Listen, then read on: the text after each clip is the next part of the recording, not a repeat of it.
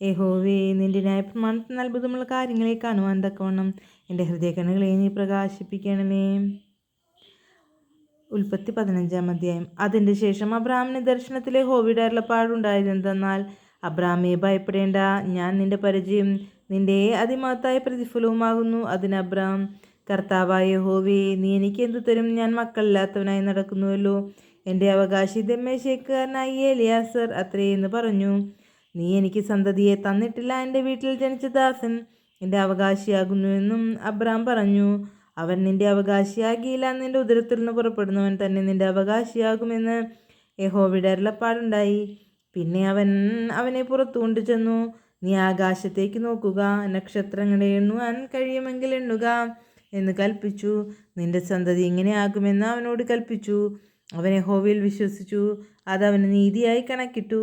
പിന്നെ അവനോട്, ഈ ദേശത്തെ നിനക്ക് അവകാശമായി തരുവാൻ കൽദയ പട്ടണമായ ഊരിൽ നിന്നെ കൂട്ടിക്കൊണ്ടുവന്ന യഹോവ ഞാനാകുന്നു എന്നരുളി ചെയ്തു. കർത്താവായ യഹോവേ, ഞാൻ അതിനെ അവകാശമാക്കുമെന്നുള്ളത് എനിക്ക് എന്തെന്നാൽ അറിയാം എന്ന് അവൻ ചോദിച്ചു. അവനോട്, നീ 3 വയസ്സുള്ള ഒരു പശുക്കിടാവിനെയും 3 വയസ്സുള്ള ഒരു കോലാടിനെയും 3 വയസ്സുള്ള ഒരു ആട്ടുകൊറ്റനെയും ഒരു കുറുപ്രാവിനെയും ഒരു പ്രാവിൻ കുഞ്ഞിനെയും കൊണ്ടുവരിക എന്ന് കൽപ്പിച്ചു. ഇവയൊക്കെയും അവൻ കൊണ്ടുവന്നു. ഒത്ത നടുവെ പിളർന്ന് ഭാഗങ്ങളെ നേർക്കുനേരെ വെച്ചു. പക്ഷികളെയോ അവൻ പിളർന്നില്ല. ഉടലുകളിന്മേൽ റാഞ്ചൻ പക്ഷികൾ ഇറങ്ങി വന്നപ്പോൾ അബ്രാം അവയെ ആട്ടിക്കളഞ്ഞു. സൂര്യൻ അസ്തമിക്കുമ്പോൾ അബ്രാമിന് ഒരു ഗാഢനിദ്ര വന്നു. ഭീതിയും അന്ധതമസും അവൻ്റെ മേൽ വീണു.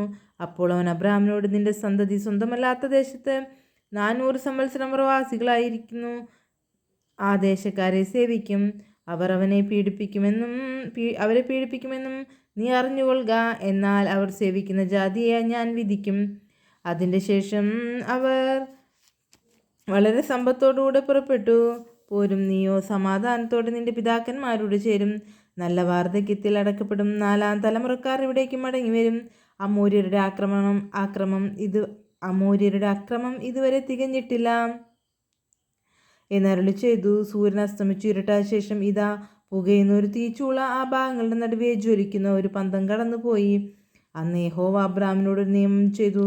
നിന്റെ സന്തതിക്ക് ഞാൻ മിസ്രയീം നദിക്ക് തുടങ്ങി ഫ്രാത്ത് നദിയായ മഹാനദി വരെയുള്ള ഈ ദേശത്തെ കേന്യർ, കെനീസ്യർ, കദ്മോന്യർ, ഹിത്യർ, പെരീസ്യർ, രഫയീമ്യർ, അമോര്യർ, കാനാന്യർ, ഗിർഗശ്യർ, യെബൂസ്യർ എന്നിവരുടെ ദേശത്ത് തന്നെ തന്നിരിക്കുന്നു എന്നരുളി ചെയ്തു. ദൈവമേ, സ്തുതിക്ക് യോഗ്യമാകുന്നു. ബാറയ്ക്കുമോ.